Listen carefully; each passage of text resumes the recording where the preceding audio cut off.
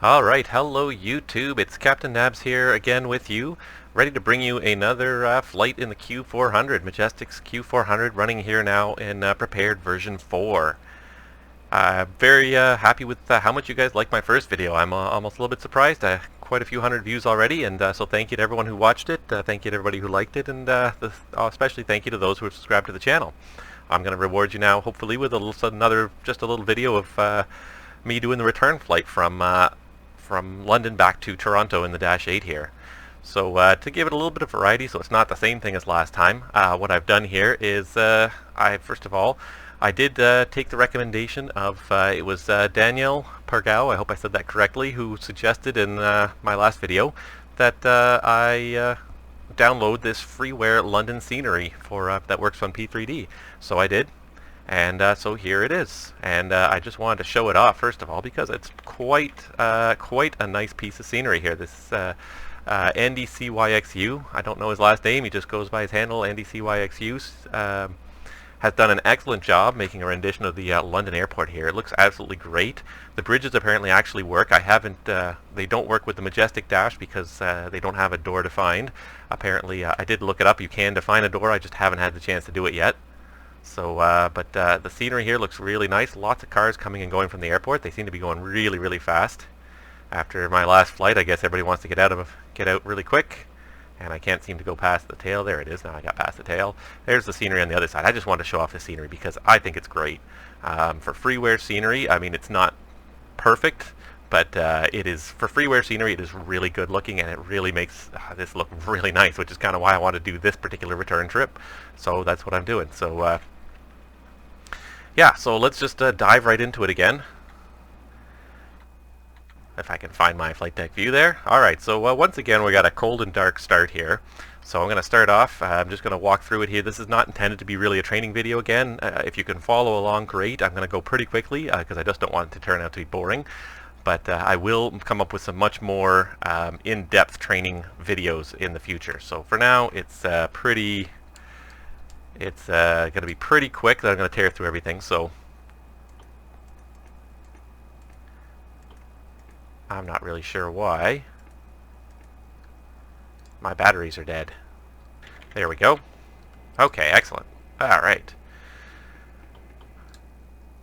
Alright, so here comes the cold and dark cockpit script. Alright, so we're going to start again here. I may have cut that or may not have. I'm not sure yet. Alright, so we're starting here in London with the cold and dark startup. So we're going to start like just when we walk in the flight deck. So the first thing we do, there's actually a few checks we have to do before that. Make sure that the weather radar is off, the gear handle's down. And then we come up here, we turn the batteries on to get power going to the main buses. And even though we've got the GPU hooked up, the GPU can't do anything, can't be connected until the main buses are online. So there, the GPU is now online. The quick hint to tell you that the GPU is online is when you start to see indications here on the ice protection panel for the engine intake doors. Those are on the secondary buses. They will not be powered if you're only working on the batteries. So that's a good sign that the external power was successfully connected. Alright, so once we've done that, everything boots up. We just basically make sure that everything is turned on. Since the FMSs do take about 30-45 seconds, something like that, to actually run their self-check, and the self-check is simulated here. One thing I might do is I might kill the announcements.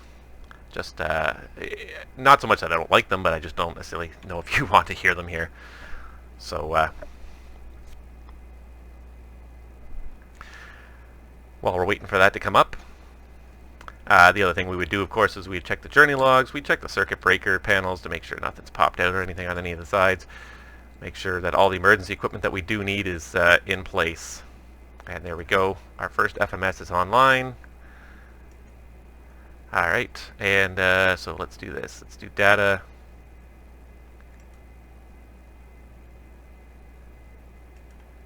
And can I just kill all of them?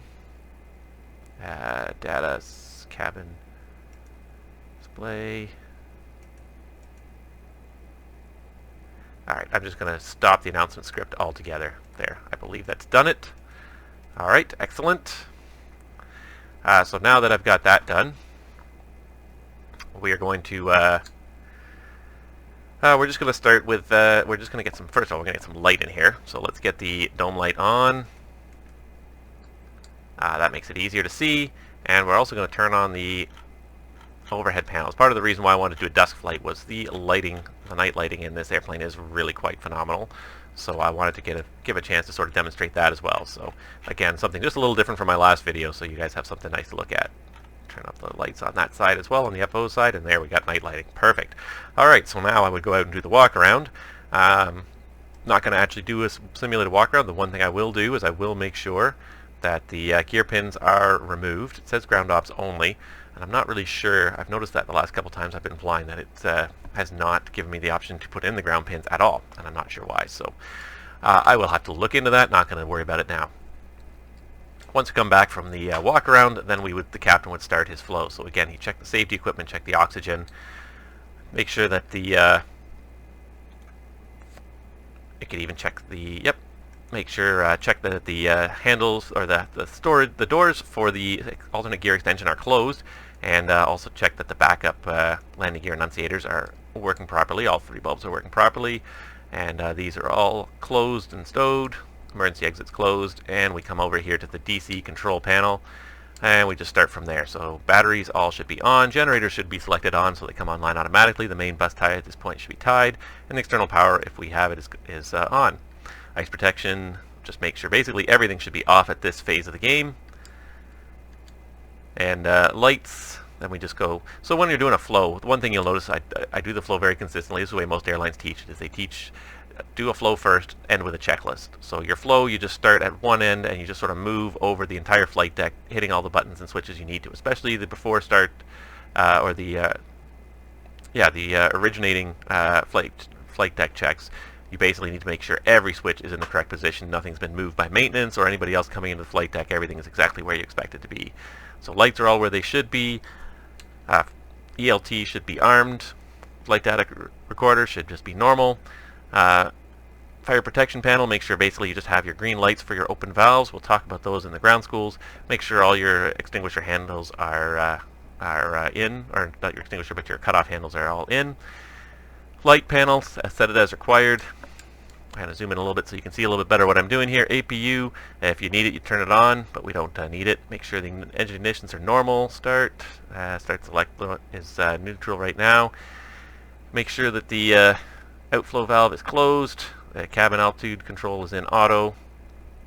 Set the landing altitude. For Toronto, it's about 500 feet. That looks about right. One thing we should make sure we do as soon as we get in the airplane as well and put power on is put the nav lights on so everyone knows there's power in the airplane. And because it's getting dark, we're going to put the logo light on so people can see what airline we fly for. Emergency lights, make sure they're armed. No smoking sign on. Fasten seatbelt sign normally would only be turned on once fueling is complete. It's used in the airline business usually as a signal to the flight attendants that fueling's in progress when the fasten seatbelt sign is off. So speaking of fueling, so what we've planned today is we've planned a flight from, let's see here, where did I put my flight plan? Planned a flight from London to Toronto, and I pretty much put everything here onto the Majestic control panel already. So I generated again with SimBrief, simbrief.com, fantastic website. Just turn out very realistic flight plans with very reasonable fuel burn numbers. So I really like them, I really recommend them if you want to do any flight planning. And it's free. Please make a donation if you do use it because it's such a useful system. And the guy, I don't know his name, who maintains it, he does a fantastic job of maintaining and creating the system for us all to use. So anyway, simbrief.com, I asked for a random passenger count. It gave me 73, so I did put in an assortment of 73 passengers into the various zones in the airplane. I put about 1,600 pounds of aft baggage in there because that sounds about right. And for the trip to Toronto, we needed about 3,400 pounds, including the fuel, including reserves, and then I took about 500 pounds of extra. For some reason, SimBrief likes to add 400 for taxi. You should only add 200 for taxi in a Dash 8. So, anyways, I came up with approximately 4,200 as my takeoff fuel. So that's what we're going to set right now. So we're going to refuel the airplane. I've already done this. I did this in the setup just before I came out here, came online. So it's already calculated. So I'm just going to send the data to the flight sim. And your flight sim should pause as soon as you do that. If I switch back to it here.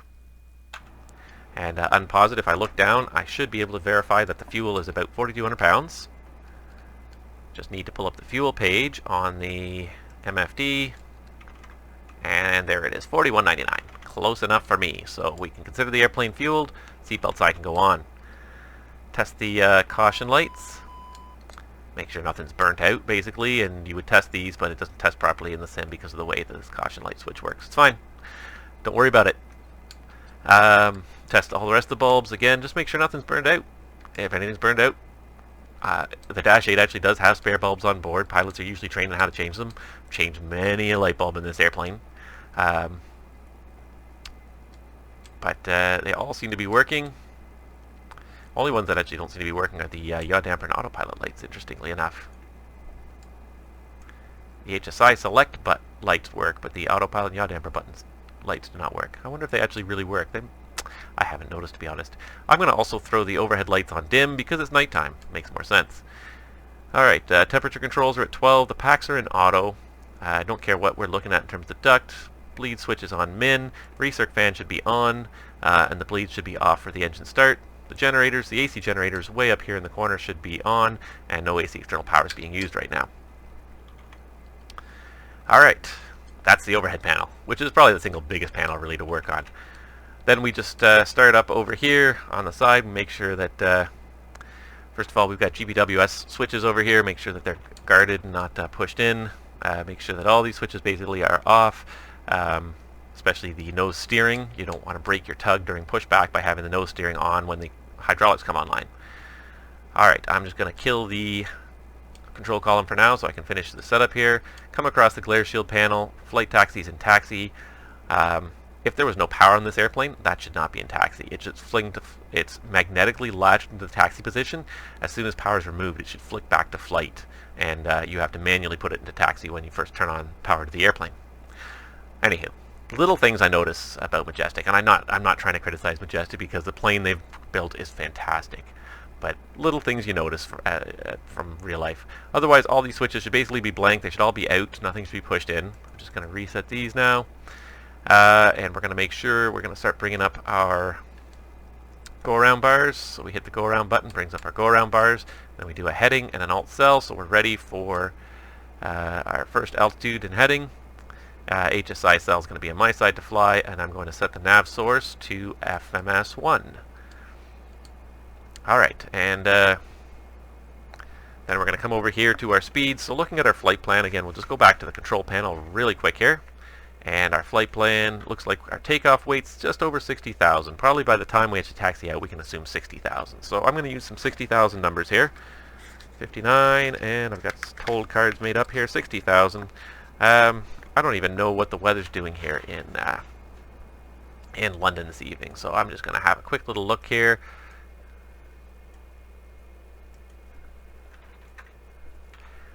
Alright, so bringing up London weather, just having a quick look here. Winds 100 at 5, so favoring probably 09 or 15. We'll do a flap 15 takeoff in case we get 15. It doesn't hurt to do flap 15 really. So looking at flap 15, it looks like our speeds are V1, 117. There we go. Same for VR. I'm interested one day in perhaps investing in something like Top Cat as well to V2 is 117 to get some more realistic speeds, get some V1 splits so that V1 and VR are not the same speed. 128 for V-fry, which we always put the next one down here, so that's the flap retraction speed, so we can start retracting the flaps once we're above V-fry, and V-climb is the clean climb speed, so this is the speed we target to climb at if we have an engine failure. Alright, so V-fry, V-climb, we don't need a DH. The field elevation here in London, Ontario is 912, so I'm going to set 1920 for a flap retraction altitude. So 1,000 feet AGL is kind of the standard flap retraction altitude a lot of companies use. So here, because we're already at 920, we're going to go all the way up to 1910. And while I'm here, looks like the altimeter setting in London this evening is 3024, so this should put me right up to about 900. 234, oop, too far. There we go. And make sure we set the standby at the same time. And I believe, I'm 90% sure that the FOs just automatically adjusts. Yeah, it adjusts in sync with the PFD. Okay, moving along here. Alright, so we've got that. So we've got our PFD set up. Our MFD, not too much we need to worry about there. Just make sure there's no flag showing up on it. The only flag showing up right now is on the PFD is the FMS flag, and that's only because we haven't programmed anything in the FMS yet. Alright, engine gauges all 0. We got the gears down with the landing gear open. Hydraulic pumps are all good. And then we just start moving down the center console here. So I'm going to program the FMS last just to make it easier. So we can set up our range and everything on our MFD if we want to. Make sure fuel pumps are off, fuel transfers off, engine control switches, nothing should be pushed in. Same with the auto feather switches, nothing should be pushed in. We could test the CVR. I'm not actually sure if it works in this airplane, but anyways, you would test it normally. And then make sure the parking brake is on, control locks are on, the power levers are in disc, the condition levers are at fuel off, the flaps match where your flaps are actually at, because otherwise you get flap powers. Caution lights, so flap 0, perfect. Let's see here. Arc-Do is on. We're not going to worry about it too much yet. No flags on that. Trims are all centered. Aileron trim was, elevator trim, excuse me, was also centered. And make sure our ADSs are both in norm. ADS and EFIS ATC source. And that's about it. And the radar should be off on the ground. Alright. So we're going to program our FMS really quickly here. And maybe before I program it, we'll just talk to, let's see if London Tower is online yet. Yeah, London Tower is online. So, let's see. Let's get London Tower up there. We'll just check to make sure that our route is as planned. And then we'll be good to go here. Let me get a pen. Let me get a piece of paper. Doesn't help. Helps with getting the whole clearance down. London Tower, good evening. It's Porter 502 looking for the IFR to Toronto.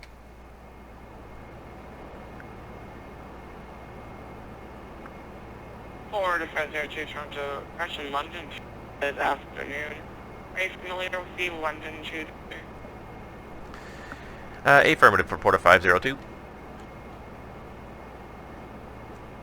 Porter 502, you're cleared Toronto International Airport via the London to departure flight plan route.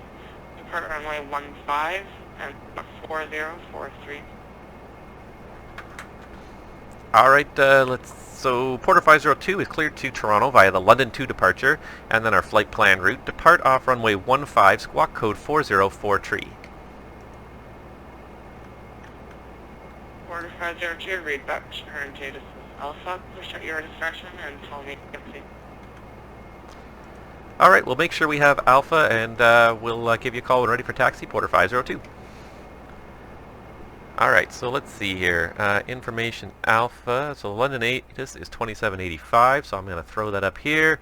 We can listen to it through once or twice.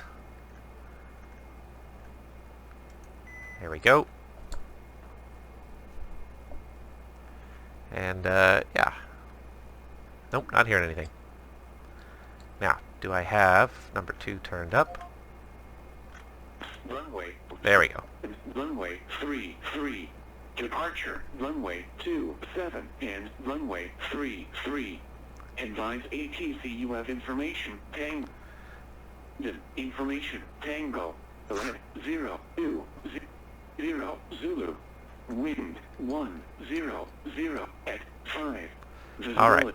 1, 2. Sky station 2, 5,000. It's a little bit hard to hear. I don't know if that's me, if that's my connection, or if that's what's going on there. So I'm just going to really quickly get it via runway 27 via the PDC here. And runway 27 and 33. Alright, so I'm going to kill that because it doesn't match what the tower gave me at all. Alright, so we're going to just quickly turn that off. Alright, so anyways, we've got the squawk code in. So we've got our filed, we're cleared by the London 2 departure on our flight plan route. So we're just going to start typing in here. make it really easy here. And actually, one thing I'm going to do is bring this down where it can be seen a little easier. Here we go. London, enter, enter. And then, so our flight plan route was just to go to, where did I put my flight plan here? It was Nuber, and then the NACPO 2 arrival. So let's go to Nuber. N-U-B-E-R. Enter. Enter. And then CYYZ is our destination. Enter, enter. And what we'll do is we'll do menu depart and see if it has the London 2 departure in there, off runway 15. And it does not, but that's okay because it's a straightforward vector SID, so I'm not worried about that. What we could also do is flight plan menu arrive, and let's see here. I don't even know what they're going to be using in Toronto. Let's just have a quick look at the weather, and maybe we can get an idea. 170 at 4. That really didn't help me very much. If I had to wager a guess, we'll probably be coming in on like 24 right. So let's try that one anyways. 24 right. Let's do the Nuber 2. The Nuber 2 is the important part anyways because it gives us some fixes to look at. And the transition is via Nuber itself. So let's have a look and see if that got, yeah, Nuber, Rocto, Pengo, Virgo, that's all the fixes that we need. Even the restrictions are in there. We'll double check those once we're airborne. Let's check them now because this is a fast flight. We'll double check them later. I'm a very indecisive pilot sometimes. I would double check them, but I want to just get this flight going here before it gets too late here. So we got the flight plan in there. Fuel, ZFW, again from the control panel. Our zero fuel weight is 55,886. So 5 ZFW 55886. Hit enter. And then our fuel on board, 4,200 essentially. 4,200. Enter. And let's just pull some stuff out of my flight plan here and see if it'll work. Alternate, we'll use 695 pounds of fuel. 695, enter, and then hold. I assume this is probably the final reserve fuel. This is not the way I was taught to do it in the dash. You could just put stuff straight into the total reserves number, but anywho, there you go. 2055 as our min div number. That's pretty reasonable. Okay. I believe that is correct. Alternate. Yep, I'd say that's correct. Okay, perfect. So that's our min div. That's what we have to go to our alternate when we have that little fuel left. Perfect. Fuel page 2. Daylight savings time ended since I did my first video, so it's now 5 hours difference here in Ontario. Okay. We've got the FMS set up to go here. And we're just going to make sure that we flight plan menu cross-fill the flight plan. Normally the other pilot would verify the flight plan and then you would cross-fill it. There it is, perfect. And let's do flight plan menu and cross-fill the fuel as well. So we make sure that we have the same fuel numbers for both FMSs. If either FMS packs it in, the other one is already ready to go. Perfect. Alright, I'm going to have to go to data here and make sure you're ready to go. Alright, and so things are coming along nicely here. The only thing we have left to do really is a takeoff briefing. So I'm going to kind of bang through this pretty quickly because I know it pretty well. And again, when I start doing real training videos, I'll go through it a little bit slower to explain exactly what's going in there. The one thing actually I just noticed is that we haven't set up the flight guidance control panel here for our departure. So the London 1 departure off of runway 15, the London 2 departure, my apologies, is maintain 4,000, and unless otherwise assigned, it's heading 148. So heading 148 is going to be a right turn onto runway 15, so there it is. So we're going to make a right turn, that's what it's commanding, and we're going heading 148 up to 4,000. Alright, so in the event of any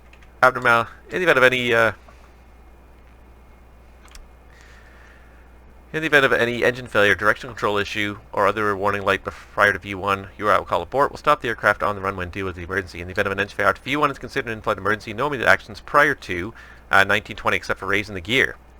At 1920, we will level off, accelerate to V-fry, retract the flaps, continue at V-climb to 4,000 feet. Once established in the climb, will action the emergency. The departure today, the London 2 departure, again, plate 10-3, 20th of August, 2015. We're just going to go, unless otherwise assigned by ATC, climb heading 148 for vectors, maintain 4,000 unless otherwise assigned. The engine out will just fly runway heading up to 4,000. And that's about all I really have for special considerations. Do you have any questions? No? Okay. My co-pilot is the strong silent type. Perfect. Alright, let's do the originating before start checklist. The external power APU, so we'll zoom out a little bit so I can scroll around faster. External power is on, and it should say it also on the MFD when external power is on. You should see it right there in green written in the top left corner of the MFD. External power is on. Recirc fan is also on. Emergency lights are armed. Anti-skid, this is the one thing, again, I always forget, is on. External check is complete. The gear pins are stowed. The alternate gear door and landing gear inhibit switch are both closed in norm. And flight deck preparation is all complete left, complete right. Originating before start check complete. Now we do the before start check that we would do before every flight, not just the first one of the day. So before start check, circuit breakers, we'd have a look, we'd make sure everything is in. It's easier to do it actually when you also have a hand. It's very easy to do a tactile check. Run your hand across all the circuit breakers, feel for any that are out. So check left. Escape hatch is closed. Battery master, main, aux standby are all on. Seatbelts are on. Flight taxi is taxi. Yaw damper is on. Fuel quantity 4,200 pounds again. Man, what I wouldn't give sometimes for track IR. Something that's on my wish list anyways. Alright, fuel quantity is checked. Emergency brake pressure is on and pressure checks. Trims, we've got 1, 2, 3 set. I'm going to probably reset that takeoff trim to a bit closer to the middle position here. And you heard a caution light go off there. For some reason, again, sends the one elevator to its full extreme. And so we get the elevator asymmetry caution light. That'll clear once the hydraulics come online. As long as we're on the ground, we can clear that one.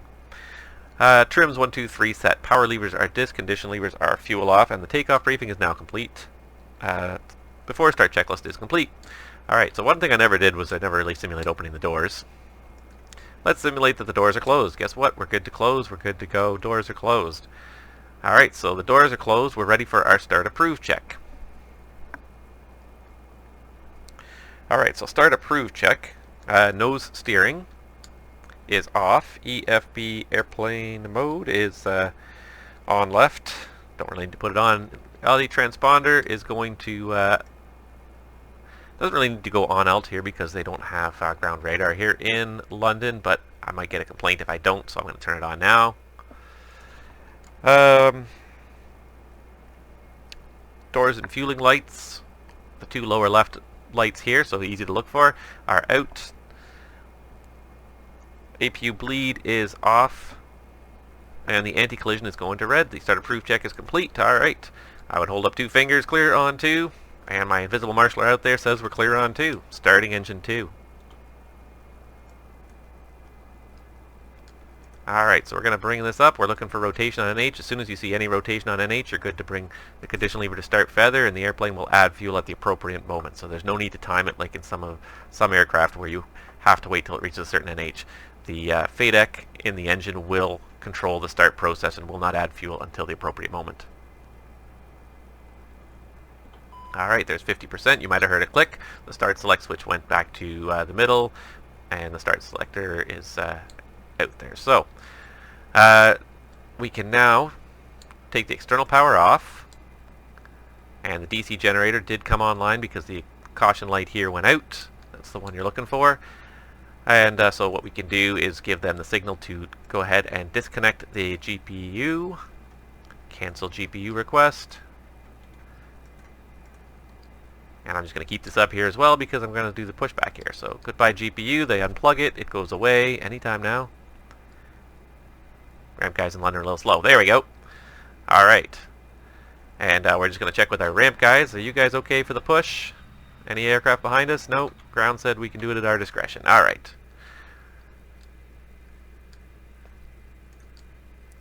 So we're going to start with a push straight back. Ground, we are ready for pushback. are ready now. Please release parking brake. Alright, parking brake's coming off.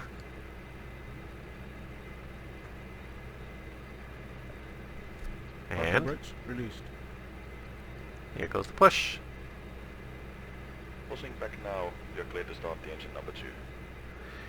I've already started engine number 2. This one assumes that the APU is running. We're doing the push with the APU, which is not how most airlines in North America do it, I don't believe.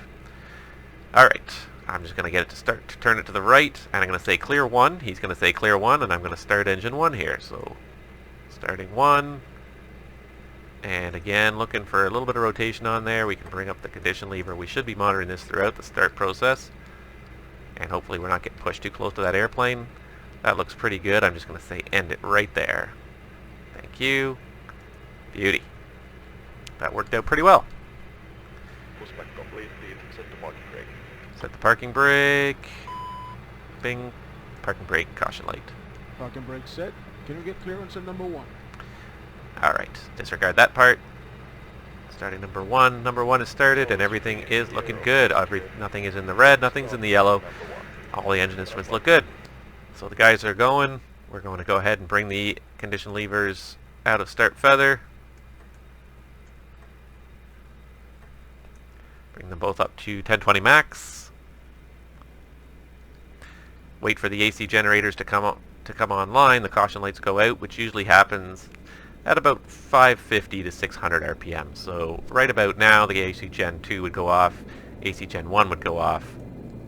And one thing we can also do, this is just purely a technique thing, but bringing the power levers up to about halfway between disc and flight idle makes the noise in the cabin a little nicer for the passengers. So if you want to be a real pro, bring them up to about halfway when you're just sitting on the ground idling. Okay, anywho. So now we'll do our after start flows here. Alright, so we start with make sure the APU is off, main bus tie is off, get the de-icing all going here. I'm going to put the windshield heat on. It's not a particularly warm day, and I find that it tends to, we tend to need it. This plane fogs up too easily. Alright, and trying to remember all the flows from both sides and trying to do them both can be a little bit challenging. Now, if this is the first flight of the day, we'd have to do a rudder check. So we'd make sure we turn off one rudder actuator at a time and check on the flight control panel here. Make sure that when I move the rudder left and right, it does move. Bring that one back on. Set off the other caution light. Now we're on just the other system. And then we check the rudder with both. Perfect. And then I would turn the nose steering on, but I'm going to do some of the FO's flow here now. So it's going to start by turning on the bleeds. Come down here, make sure the radar is standing by. Flap set for takeoff, so flap 15 for this takeoff. Control locks off. Auto feather on, tank aux pumps on. Hide pumps on. Turn on the number 3 hide system. You get an elevator press caution light because all 3 systems are powering the elevator. And we just do a flight control check. Easier to see if I put those on. Elevators. And ailerons, and you should be watching on here to make sure that they work properly. Alright, and then we can take off the number 3 system, and it will drain down, and the elevator caution light will go out as soon as it reaches 0 psi in the 3 system, and there we go. Alright, so then we do the, then I can turn the nose steering on now that the rudder check is done, and the after start checklist reads start select light is out, external power APU are both off, bleed air is min and on, ice protection is standard plus the windshield, caution warning lights check all out except for the parking brake, which should be on obviously. Battery temps and loads, so make sure the batteries are not charging at more than 0.10, and then we can put that side into MFD as well. Tank aux pumps 1 and 2 are on. Auto feather, look up here on the MFD to actually make sure it does say AF select on the MFD. That's how you know the switches work correctly. Auto feathers, AF select, engine rating, we're just using normal takeoff power 90%. Speeds, standby hide press and P2 control are on. Hide press and quantity, they all check, just the number 3 system is down the way it should be. And why did this not make it to flap 15? I just noticed that. Now it's going to flap 35. So I'll wait till it comes to flap 35 and I'll set it back. Stop at flap 15. Thank you. Alright. Hide 3 in elevators we did check. That's weird. Alright. I set it this time using instead of using the lever, I set it with the F7 key on the keyboard. It seems to work, so as long as it's there. Flight controls we did check and we're free. De-ice pressure on the FO side. Don't know how well I can see it from here. Yeah, the needles are right there at 18 psi where they should be. If you zoom in enough, you can see it. Flap is 15 is set and indicating. Condition levers are max. Nose steering is on. Radar nav comms are all set. And what I might do here is I'll do it as soon as we start taxiing here. And PFD empty ED check, no flags. After start checklist is complete. London Tower, Porter 502 is ready for taxi. Porter 502, runway 15, the altimeter 3024. Taxi via Golf, cross runway 09er, hold short of runway 15. Alright, taxi Golf, hold short, correction, Golf, cross runway 09er, hold short 15, Porter 502. I'm just going to pause it for a second and I'm just going to mess with the balance on these because I feel like the ATCs are a little quiet. And I just turned the volume of the Dash 8 down just a little bit so I can hear the ATC a little better. Alright, so we were cleared to taxi, parking brakes off, we'll make sure the taxi light's on, and away we go. And we were cleared to taxi Golf. Alright, so I'm using the aileron control for the nose steering because I find it just helps make the nose steering go a lot nicer in this airplane. So that's what I'm doing here. So that's why you see the ailerons moving as well here while you may or may not see them. I don't know if you can actually see them, but that's why you see the ailerons actually moving as well. Alright, we're on our way. It only took like, how long was that, a half an hour? But that's what it does. That's what it takes in real life too. Takes a while to get going on these things, so. Okay. While we're taxiing, we'll do a quick taxi check. Taxi light is on, the altimeters. We've got 3024 set and cross-checked. Make sure we're still on the taxiway. Yeah, looks pretty good. And it pretty much got to be night while I was getting ready for this. And takeoff warning.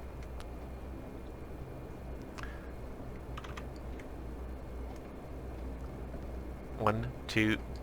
Alright, so takeoff warning is down here.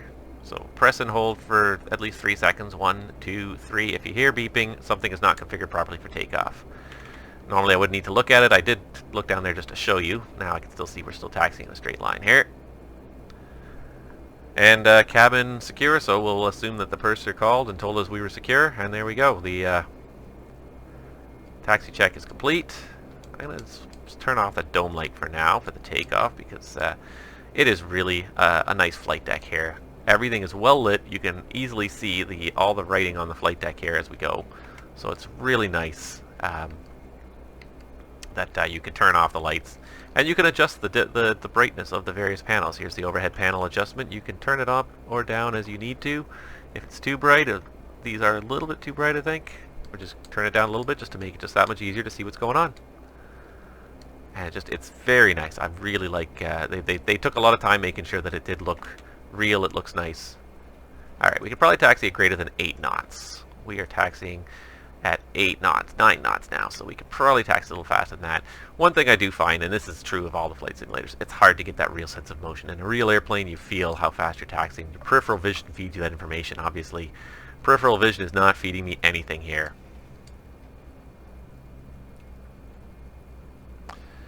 Alright. So we're just approaching runway 09. Throw it in disc.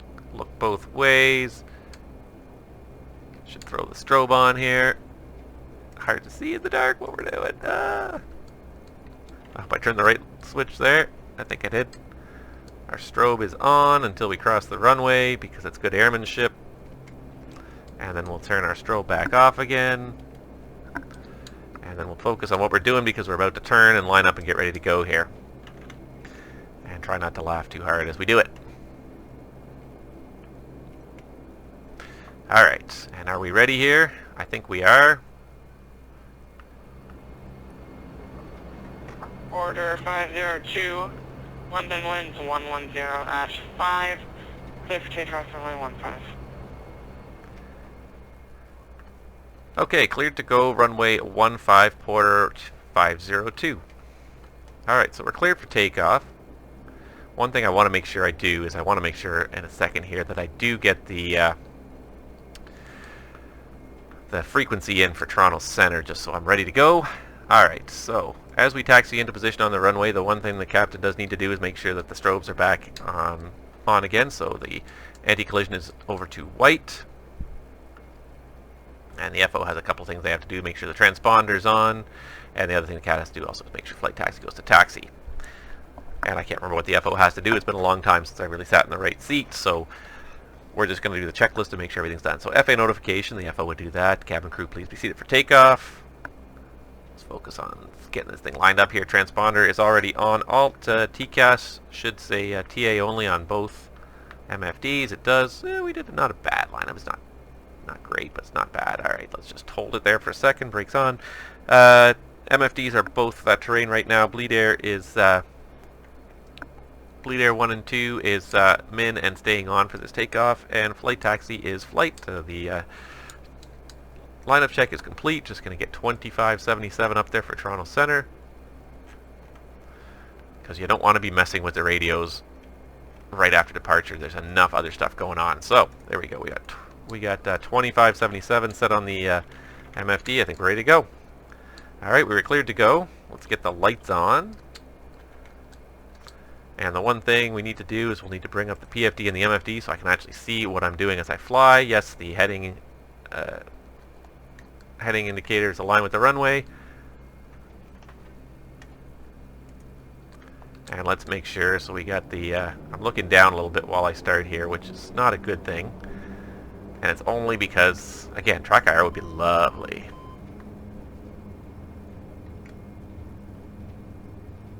There we go. And now I can't even keep it straight because then there's 80 knots. This airplane just lifts itself off before we even get to V1. V1, rotate, positive rate, gear up, gear, coming up. 4502, contact Toronto Center 125.77, and have a good flight. Toronto Center 2577, Porter 502. Good morning. Good evening, I should say. Alright. Had to get it trimmed out there. Really was not trimmed. There's 1920, so flaps 0. And bleeds on and climb power. And what we're going to do is we're going to select the autopilot on because that just helps with controlling the airplane. Normally you would do these steps. The FO would do these steps, or whoever's not flying, I should say, would do these. And select autopilot. Autopilot's on. Alright, let's get the radio switched over. Look down. And there we go. Now we're on Toronto Center frequency. Toronto Center, good evening. Porter 502 with you. 3,000 climbing 4,000. Porter 502, Toronto Center, identified climb 13,000. Climb 13,000, Porter 502. Alright, so 13,000 feet is now set on the altitude selector. And we're just going to keep the climb rate going for now until we get turned on course, because there's no point in increasing forward speed until we're actually facing on course. Now would be a good time to do the after takeoff checklist, though. So this one also starts with a flow and then finishes with a checklist. So we got to make sure a couple of things go off here. It's a little bit harder to find stuff in the dark, but I'm managing. All right. If I ever get really lost, I could just look at the turn on the dome light. After takeoff checklist. So the landing gear. Porter 502, turn left direct Uber on course. Alright, a left turn direct Uber on course, Porter 502. Alright, so let's bring up the FMS. Let's do a DTO direct to Nuber, enter, and there it is. Let's select nav, looks good.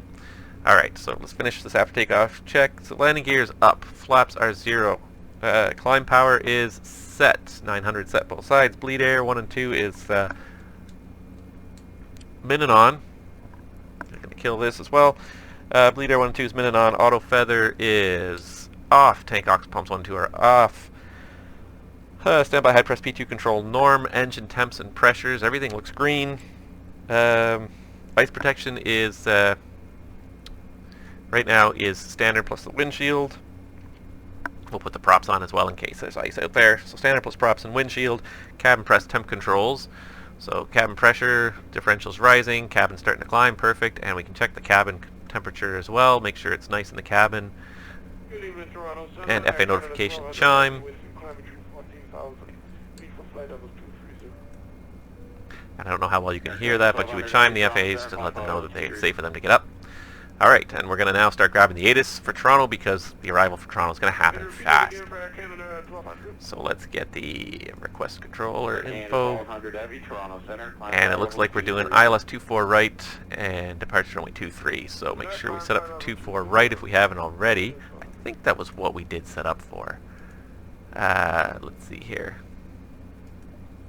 We didn't set up the approach, but we did set up the correct runway, and ILS runway 24 right, and via Pigma. There we go.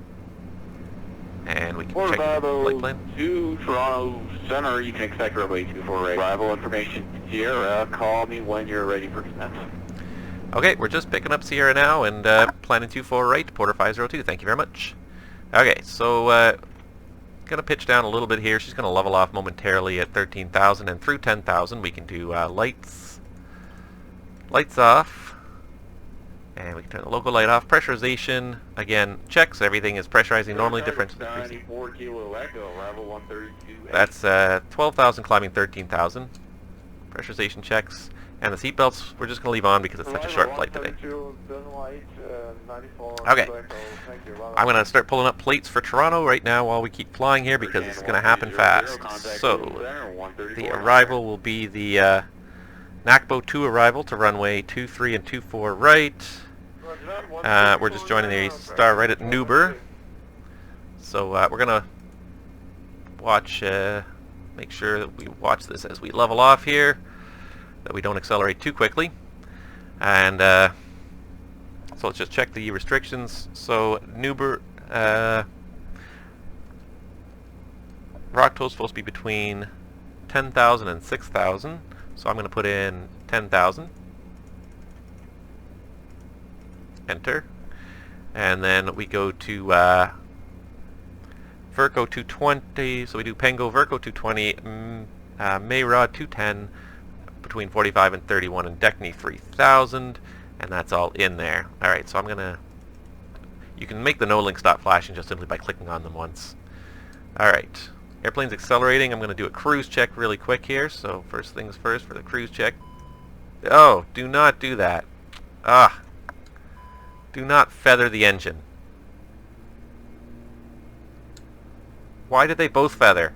Oh my god. Oh my god. That is not good. We now have double PEC failure.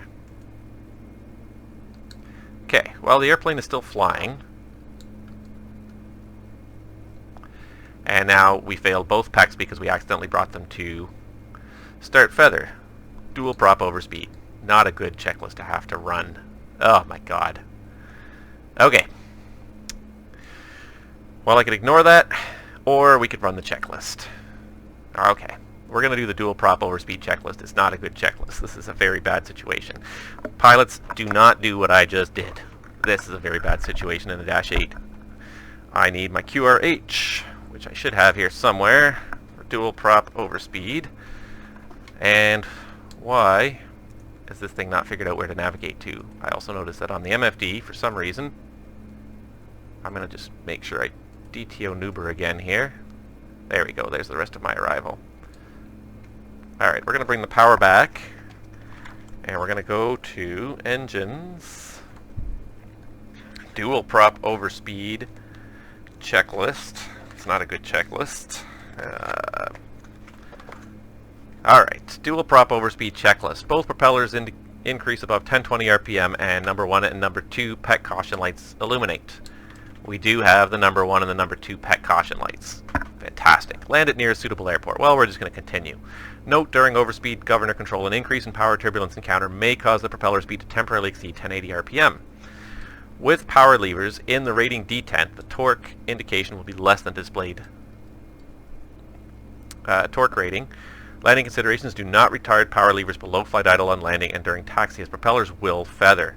Anticipate greater than normal braking requirements due to increased propeller thrust at flight idle setting. Landing distance factor, so if we do a flap...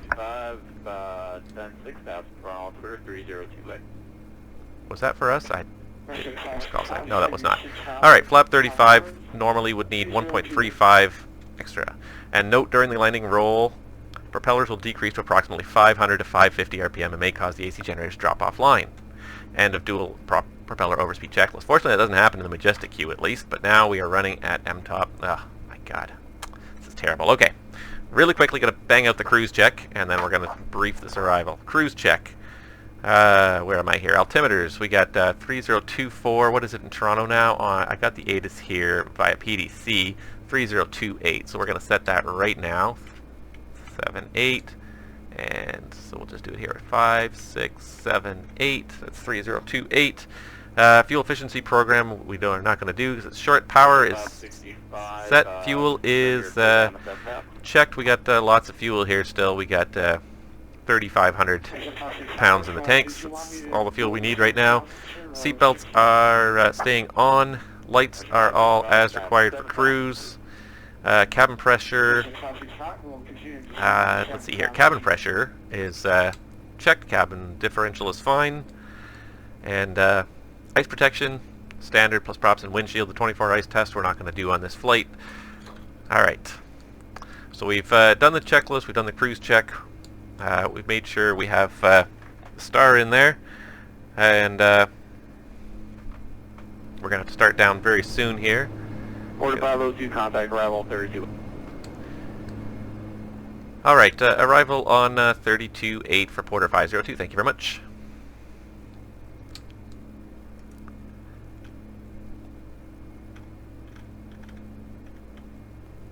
Alright, so 32-8. So many things to do when you're especially handling an emergency working by yourself. Toronto arrival, good evening. It's Porter 502, level 13,000 with information Sierra.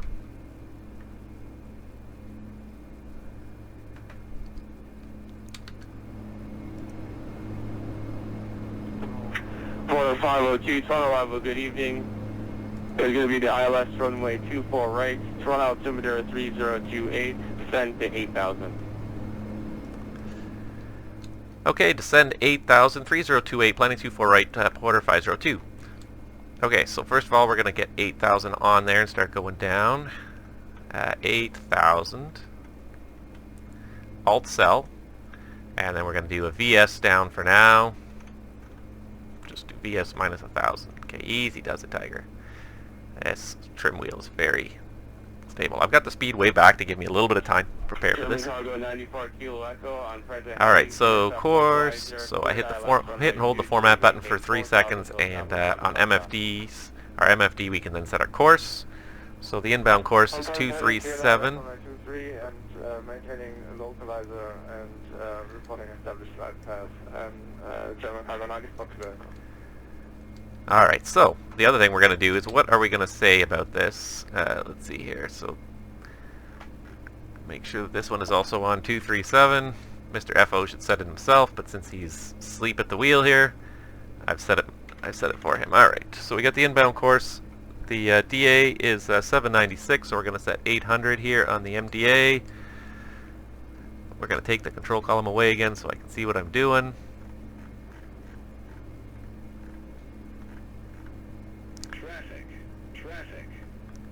And I've got traffic.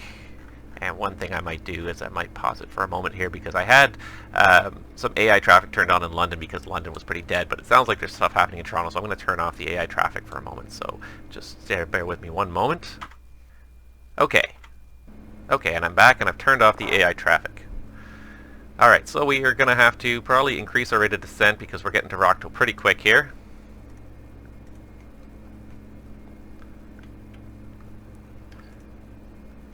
Now we're going to bring the power levers back a little more. And we're going to declare a pan-pan, I think, because I think we're going to be okay for the landing, but we might need help getting off the runway. Oh my gosh, okay. And Toronto arrival, pan-pan, pan-pan, pan-pan from Porter 502.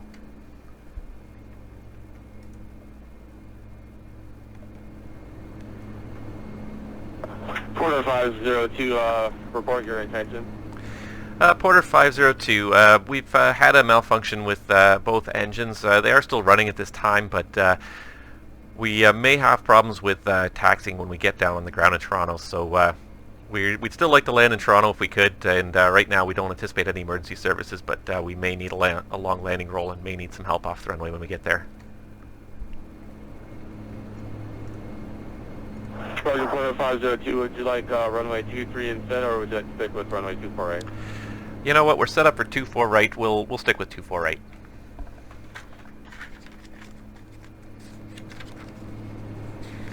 Roger that, copy that, Porter 502. Okay, so we're just going to check the fuel page here and see what our weight is right now. Right now we're sitting at about 59.2, so I anticipate we're going to land at 59,000. So we're going to just put in some speeds for 59,000, flap 35 to give us the shortest possible landing roll here.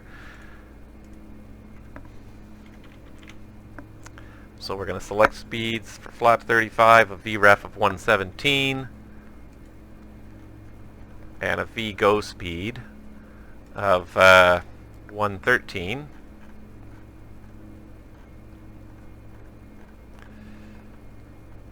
There we go. Those are, and that's 9,000 descending 8,000. We're going to put our fry and our climb into the backup of the transponder. It's a neat little trick. So 126 and 150 for V climb. There we go. Those are in. Perfect. Alright, and we should signal the flight attendants that we're going to be landing shortly. We'd also tell them about this, I think. But, right, frankly, we're running out of time. So, quick approach briefing. We're on the star already. The big things on the star is just that we have to... the big thing on the star... let's see here. NACBO 2 arrival on runway 24 right. We're on our way to Pengo. We're going to cross Verco at a max 220 knots. And so let's open this up here. Zoom this out a little bit here. Verco at a max 220 knots. Mayrod at 210 knots between 4,500 and 3,100. And at Deckney at 210 at 3,000. Davno at 210 knots as well.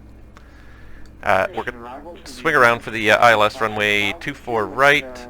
If I can find it, there it is, plate 11-8, 14th July 2017, 109.3 is the low frequency. We've got it set twice. The inbound course 237 set on both sides. Glide slope, alright, we're getting a little slow here when we leveled off. See, and you don't feel it in the airplane at least, and hopefully I'd have an FO poking me and saying bring the power levers up. Final approach course 237, glide slope at NOAA 1970, and the ILSDA 796, we got 800 feet MDA set left. And I'm not going to worry too much about what's set on the right at this point in time. Touchdown zone at 546, MSA highest 3100 east, missed approach, climb to 1100 feet on a track of, on a heading of 237, then left turn on a heading of 189 till we get to 3000, intercept the VOR, the Toronto VOR 189 radial outbound to Petville, and that should hopefully be, I'll be in my FMS here. So we go Picma, Ebdel, ILS 24 right, NOAA, runway 24 right, and then afterwards 1100 feet on a heading of 189, then a course of 189, inbound to Petvo 3000. So it's all in there so I can use the FMS to fly the mist if I have one. Alright, so we can probably go a little faster than this. Now that we've almost got this done. And it's going to be a normal, or it's going to be an abnormal landing, but we are going to just try and taxi off as best we can and control our speed with the brakes. We cannot bring it below flight idle after arrival. That's the key. Alright. Now let's do a descent checklist quick. Fuel, we checked, we've got, let's see here. Let's do the performance page. So fuel on board at destination 2200. We need to have about 2,000 on board to get to our alternate. So we're okay there. Approach landing briefing is complete. Cabin altitude controls. Again, we did set for Toronto. Landing altitude 500 feet. Approximately in cabin PA. We're not going to do one today. Oh, look at the window. It actually looks nice out there now. Now that I got some scenery going. Ha! Anywho. Okay, we can see our destination. We're getting there. Alright. Approach checklist. So, approach checklist. Altimeters. 3028, we've got 3 set. Perfect. Nav aids, I could identify them. I'm also happy with the fact that it's VMC out there. I can see the airport, so I'll know that I'm on final correctly. Fuel transfer is off. Tank ox pumps are on. GPWS landing flap is set to 35. Hide quantity checks. The hide quantities are all good. Caution and warning lights. Check the 2 packs we know about. Let's see here. Where are my seatbelts? Are on. Lights are. Oh, we didn't get the lights on through 10,000, so we should probably get those on. Leave the taxi light off because we'll turn that on when we've been cleared to land. And last but not least, the cabin secure will complete the approach check. Alright, how are we doing here? Alright, so we're approaching Verco. We've got to cross Verco at 220 knots, so we're need a slight speed reduction here. Getting a nice view of the city here as we come by. And do we have a Toronto Tower online? We do not, it doesn't sound like.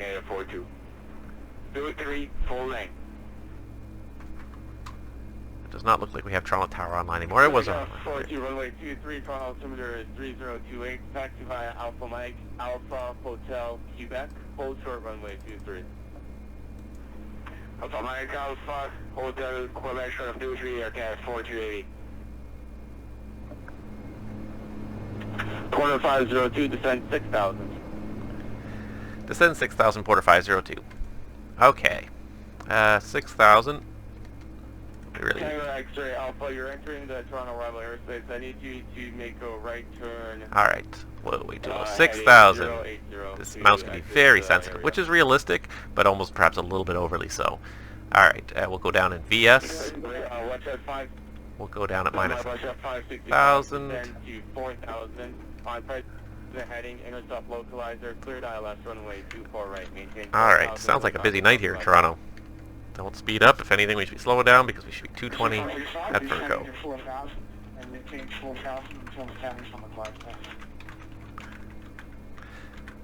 Alright. Getting there. I can see Toronto. Weather, fortunately, is pretty good here.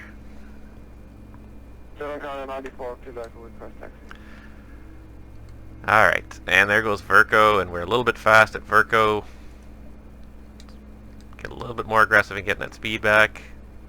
Next speed's going to be 210 at Mayrod.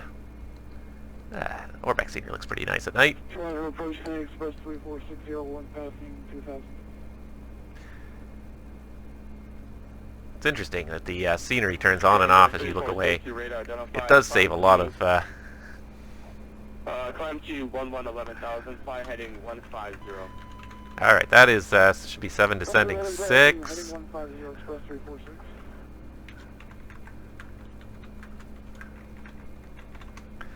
Okay.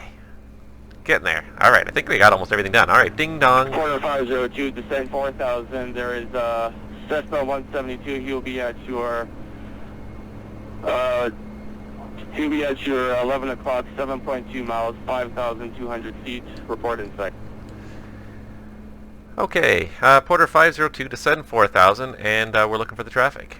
Alright, so traffic at 5,000 feet. Let's see if he's on the MFD here. He is, so that'll help me spot him as well. KSS 346, turn left, direct taxi on course. And we're pretty much at flight idle now. 346, left, direct taxi. And what we'll do is we'll pick up the vertical rate just a little bit to help keep that speed and hopefully help us sneak underneath this traffic here. I don't see him. You'd think it'd be pretty easy to spot here. It is night, and it's easier to spot airplanes than FSX at night. Would you like to park at cargo left? It looks like he's coming. It looks like he should be coming by. Sure, 94 Quebec. Roger, taxi via Hotel 2, Hotel, Echo, cross runway 15 right. Ramp is out, dispatcher, have a good night. Alright. Should be past this airplane here any second now. What altitude are we at? We're at 52. He should be at our altitude here. Why don't I see him? Should be passing. He's just above us here. Is that him? No, just stars. I see stars. Quarter 502, traffic is no longer a factor. Quarter 502, roger. Did not ever get a chance to see him. Oh well. Okay, we're just about ready here though. Should be speed 210 at Mayrod. And Tango X-ray Alpha, you can just continue on present heading for now. Alright, this time I feel like we're not quite as rushed as the previous video going into London. It was a little rushed there in the middle, and I would have liked to take some time. If this were real life, I probably would have taken more time to actually get that done, but I didn't want this to turn into a lengthy, laborious video. Quarter 502, there is a WestJet 737 at your... You'll be at your 8 o'clock, 7.3 miles established on the localizer, reported site. Alright, Porter 502, we're looking for the traffic. You said at 8 o'clock?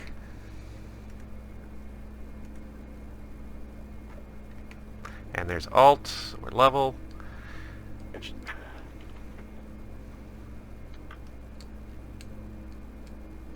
Not having much luck finding traffic today. He's on there. Is this the guy we're looking for?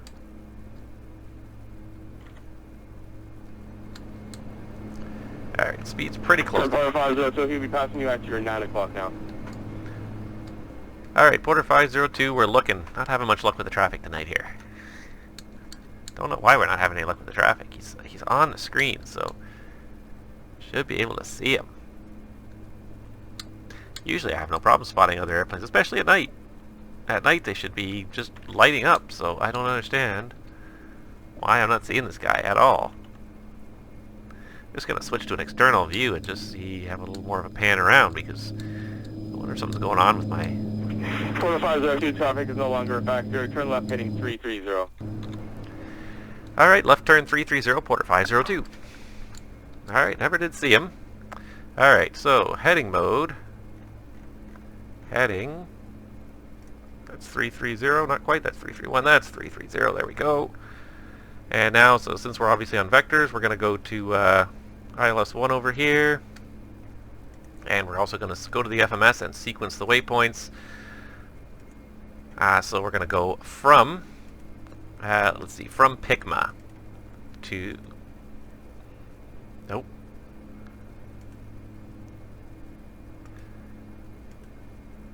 So we should be able to type in from, and then type in the number of the fix we want, from 11 Pigma. Oh, there it goes. Enter. Enter. Ha! Weird. Alright, so we're just going to do this the dirty way right now, which is direct to Pigma. And at least that will work. It's a little dirty, but it... It's a little dirty, but it worked. Porter 502, turn left heading 260, intercept localizer, cleared ILS runway 24 right, maintain 4,000 until established on the glide path. Okay, left turn 260 for the intercept, clear the ILS 24 right, and not below 4,000 to stop on the glide path, Porter 502. Alright, left turn 260. We're clear for the approach, so we're going to arm the loc. Their loc is, there's loc mode, and the glide slope's also armed. We're going to go flaps 5, and I thought that the ice detected light came on, so we're going to go ahead and put all the ice protection on for a minute or two here. Hopefully we can get out of it on final here. Alright, and I did not put, I should have actually, so high pumps on. I'm a little bit out of practice with the Dash 8, so high pumps on, flap 5. And the FA notification, cabin crew please proceed for landing. There we go. Alright. And we're going to go ahead and sync the heading to the localizer in case we have to do a go-around. It's ready. Alright. I think I see, that's probably just Downs view out there. That's probably not actually Toronto. Anyways, we're on our way here. We're getting there. Glide slope is alive. Departure, I want to takeoff 23 Canada 42, get clear. I don't even understand where I'm detecting this ice from because, frankly, there's not even any precipitation out there. There's not even any visible moisture that I can see.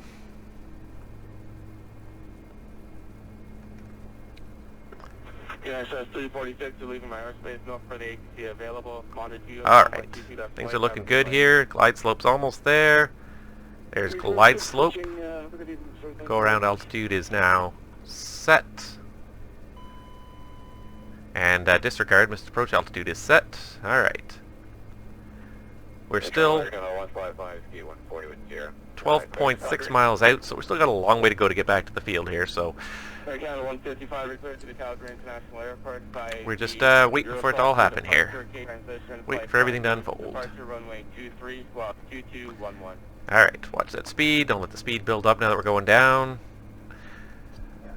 I'm just using push. I'm not using an actual throttle quadrant. I kind of wish I was. I'm just using push buttons, so it's hard sometimes to get a sense of how much I've moved the power levers without actually looking down at them. Alright, so I want to keep the speed to about 180 so that I'm ready for flap 10 very easily when the time comes. So cabin was secure. The approach approach checklist is complete. We just got the landing checklist left to do, and inbound we go. I find this airplane has a little bit difficulty slowing down. I think more so than in real life. She really does not like to slow down once you start going down. But I also have a little bit of a hard time finding exactly where the flight idle detent is without throwing it back into beta. Disregard missed approach altitude set. There we go. That is complete flight idle. So now we're getting the deceleration we need. I think that's the problem. It's just I would love to get a throttle quadrant that simulates the dash 8 properly. Alright. So we're going to go to gear down. And 1, 2, 3. Free green. Flap 15. Now let's do reduced NP. Condition levers max. I'm not sure this actually does anything now. Why am I doing that? Just condition levers max would be fine. Alright, ice detected message is, we're going to take the increased ref speed off because it's going to be hard enough. I get the FO to crunch the new numbers. Alright, we just need the flap 35 to complete. So let's do the landing checklist with the flap 35 to go. So standby head press and PTU control are on. Landing gear is down and 3 green. Flap is 15 set and indicated, and the condition levers are max. Ice protection is standard, plus props windshield and the boots. 502 winds are 160 at 3, clear to land runway 24 right. Turn the taxi light on when we get that. Clear to land 24 right, Porter 502. And we're getting way too slow for not having flap 35 out. So let's get flap 35. Bleed air 1 and 2 is min and on, and FA notification is PA. Flap 35 is out. Landing check complete. And there we are back at ref speed. We want to keep it nice and close to ref speed here because we want to make sure we do get minimal ground roll on this one because we can't use the props to assist us. Normally you throw the props into disc or even reverse on the ground, but now we can't do it. So here we are about 500 feet.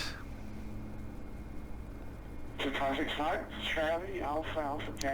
to gain a little bit of speed here, so let's take a little bit of power off, not too much. And I think we'll take the autopilot off. Get ready, danger mode. Pilot is going to fly it by himself. Ah. Okay. The plane was not terribly well trimmed to begin with.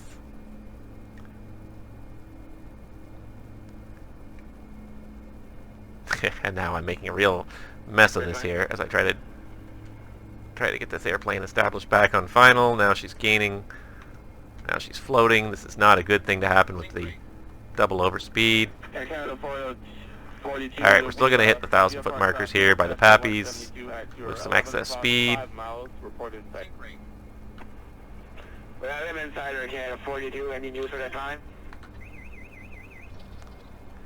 Alright. I was not supposed to do that, was I?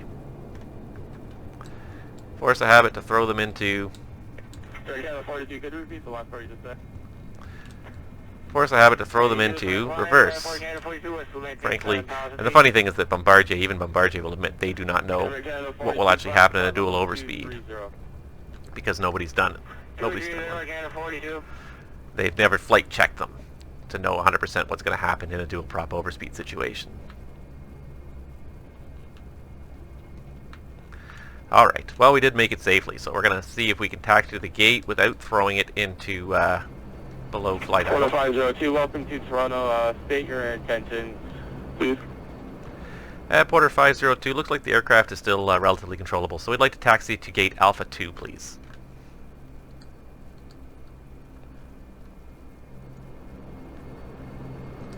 Roger, Porter 502, taxi by Charlie 2, Charlie, Alpha,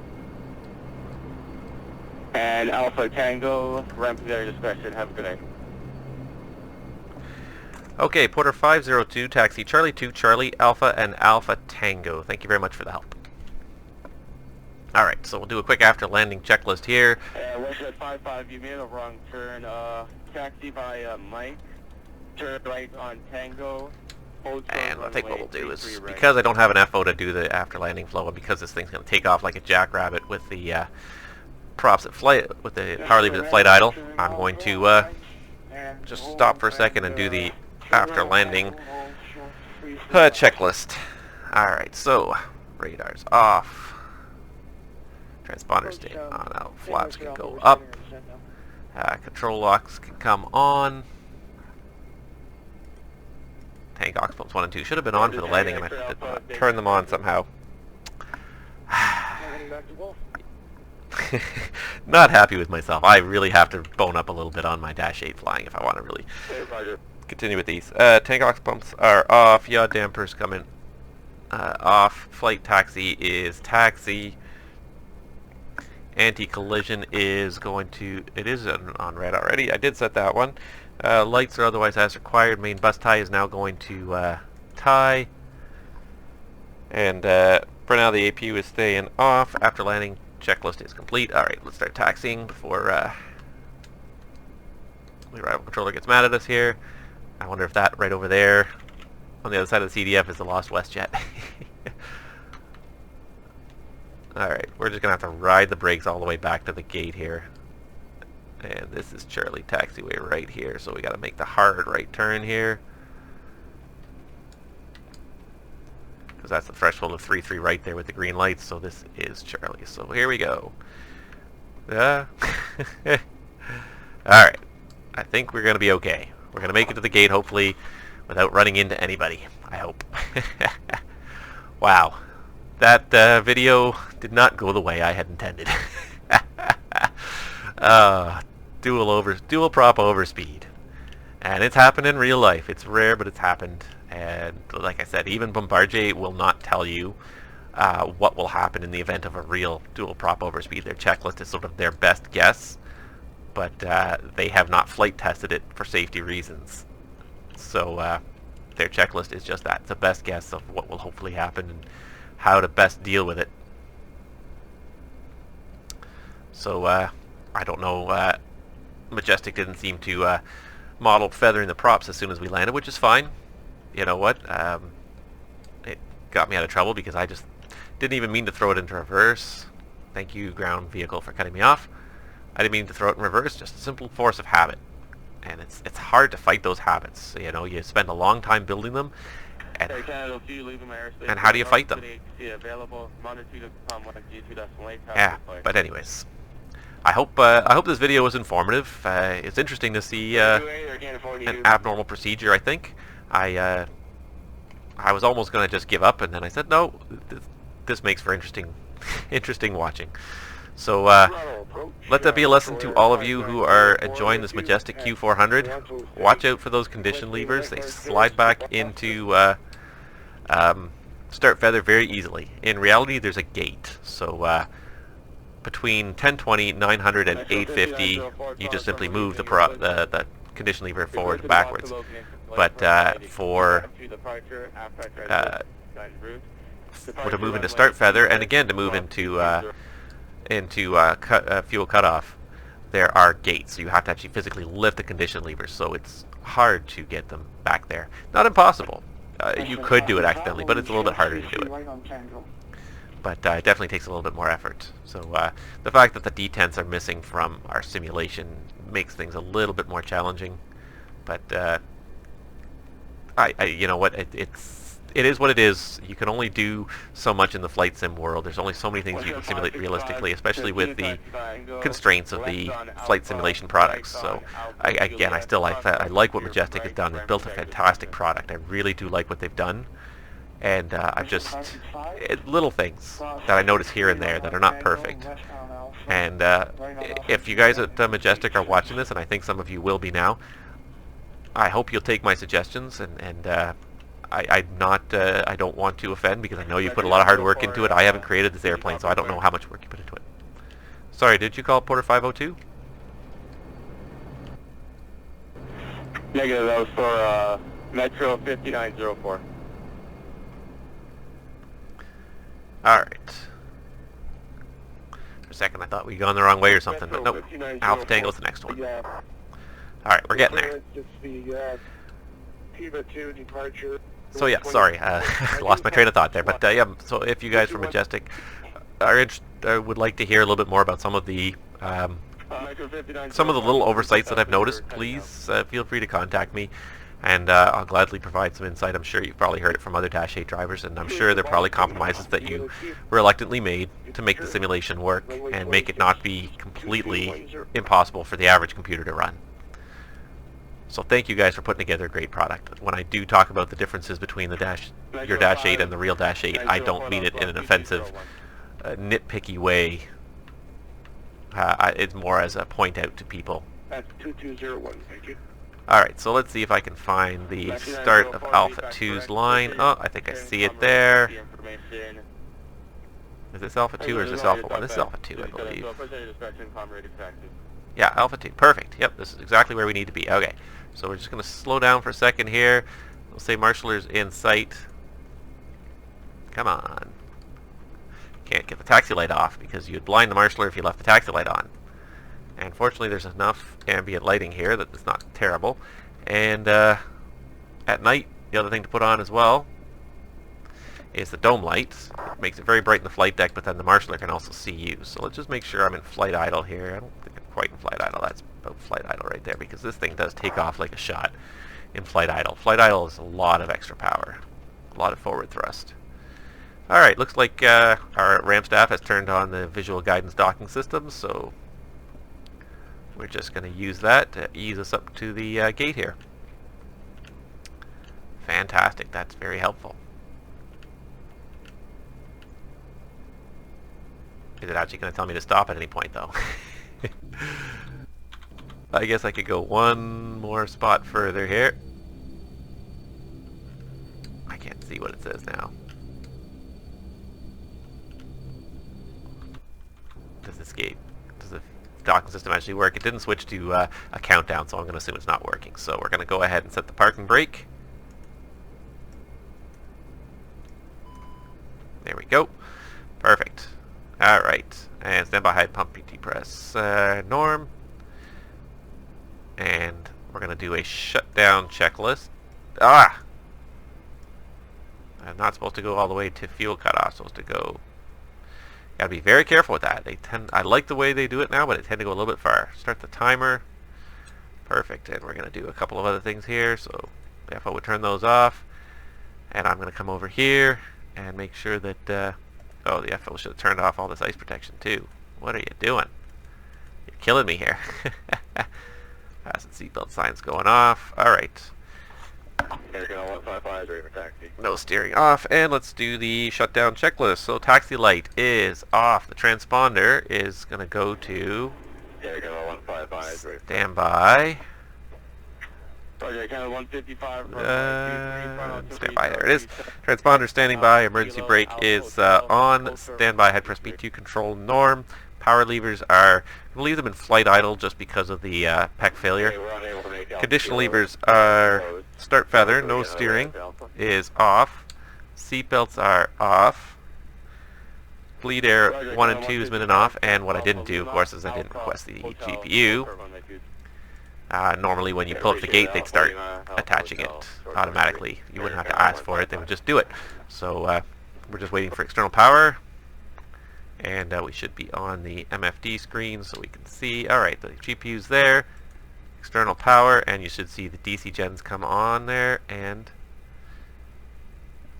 external power is on. Perfect.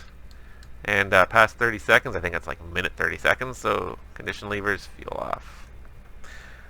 And then we do lights as required, so anti-collision comes off. Standby aux main batteries go off. Battery master off. Ground power is holding all the power. Block isolate is not applicable. Emergency parking brake is staying on, and that's it. Shutdown checklist is complete. Open the doors. Exit forward. This is all just associated with the shutdown.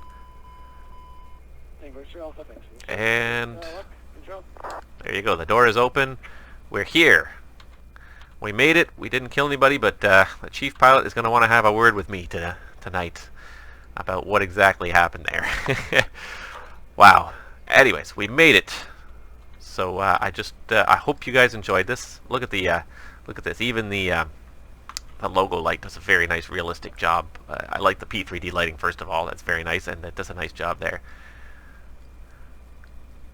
Beautiful airplane, beautiful scenery here in Toronto, and well, it wasn't a perfect flight, but it was definitely an adventure. I hope you guys enjoyed what you saw, learned a little something, and if you did like what you saw, again, subscribe to the channel. I'm going to have ground school videos. There's one already posted. It's a very basic introduction one. Electrical systems coming next. Should be in the next couple of weeks.